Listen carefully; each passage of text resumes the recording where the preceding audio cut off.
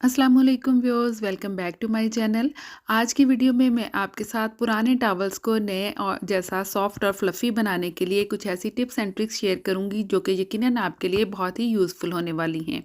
हर घर में towel use होते हैं मुख्तलिफ़ साइज़ के, लेकिन वक्त के साथ साथ जब हम इनको बहुत ज़्यादा इस्तेमाल कर लेते हैं तो वॉश के बाद भी इनकी बुर जो है वो हार्ड ही रहती है। अब हम महंगे प्रोडक्ट्स यूज़ करके इसको सॉफ्ट तो कर सकते हैं, लेकिन यहाँ हम आज की वीडियो में बहुत ही लो बजट में इनको सॉफ्ट और फ्लफ़ी बिल्कुल नए जैसा बनाएंगे और कुछ ऐसी टिप्स भी शेयर करूंगी जिससे इसका कलर भी ख़राब नहीं होगा। आप गहरे और हल्के रंग के टॉवल एक साथ वॉश कर सकेंगे, क्योंकि ये जो प्रोडक्ट्स हम यूज़ करने वाले हैं ये कपड़े को भी नुकसान नहीं पहुंचाएंगे और बुर को भी। आमतौर पर हम सॉफ्टनर यूज़ करते हैं इसको नरम करने के लिए, इसकी बुर को सॉफ्ट करने के लिए, लेकिन आज की वीडियो में हम सॉफ्टनर को यूज़ नहीं करेंगे। एक तो ये काफ़ी कॉस्टली भी होता है और दूसरा इसका इस्तेमाल जो है ओवरऑल जो कपड़े को डैमेज करता है, कपड़े के लिए ये फ्रेंडली नहीं है। तो हम ऐसा मटेरियल यूज़ करेंगे जो हमारे घर में ही मौजूद है। घर में मौजूद चीज़ों को यूज़ करते हुए हम अपना ये प्रॉब्लम सॉल्व कर लेंगे और अपने पुराने तौलियों की बुर को भी नरम और मुलायम बनाएंगे और उनको नए जैसी चमक भी देंगे। तो सॉफ्टनर को करते हैं साइड पे और अपनी प्रोडक्ट यूज़ करते हैं। जो काम सॉफ्टनर करता है वही काम आपके घर में मौजूद सफ़ेद सिरका भी कर सकता है। सफ़ेद सिरका जो है ये आपके तौलियों की बुर को बहुत ही नरम और मुलायम बना देगा, लेकिन क्वांटिटी का आपने ख्याल रखना है कि आपने इसको कितनी क्वांटिटी में यूज़ करना है। तो यहाँ पे मैं आपको गाइड कर देती हूँ कि अगर आप एक फुल जो वॉशिंग मशीन का जो चक्कर है जिसमें आपने 5 से 6 टॉवल डाले हों बड़े साइज़ के, तो वहाँ पे आप 1 कप ये वाइट विनेगर यूज़ कर सकते हैं। ये 250 ml है, कोई बहुत बड़ा कप नहीं आपने लेना है, ये मीडियम साइज़ का छोटा कप है। अगर मेजरिंग कप हो तो बेटर है, लेकिन अगर ना हो तो आम छोटा कप आप इसके लिए यूज़ कर सकते हैं।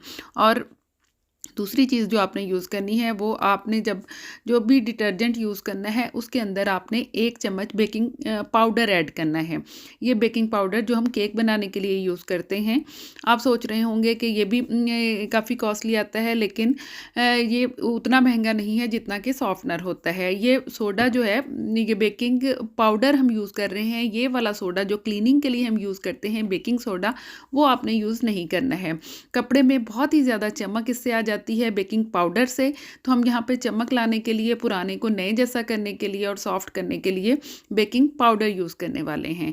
1 चम्मच हमने भर के इसके अंदर डाल देना है। जितना भी डिटर्जेंट आप यूज़ करते हैं, जौन सा भी यूज़ करते हैं, उसके अंदर आप पहले से ही इस तरह से मिक्स कर लें और डिटर्जेंट बॉक्स में इसको डाल दें।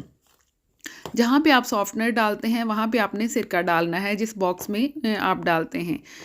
तो इसी तरह से आपको हैंड वॉश की भी ज़रूरत नहीं। मशीन में जहाँ जहाँ जौन सी चीज़ यूज़ होती है उसी तरह से डिटर्जेंट बॉक्स में डिटर्जेंट चला जाएगा, सॉफ्टनर की जगह पे वाइट विनेगर चला जाएगा। और इसी तरह से फिर आप कपड़े वॉश कर सकते हैं। आम कपड़ों के लिए भी ये चीज़ें यूज़ कर सकते हैं सॉफ्टनर की रिप्लेसमेंट के तौर पर भी, और टॉवल्स के लिए तो ये बहुत ही बेस्ट है।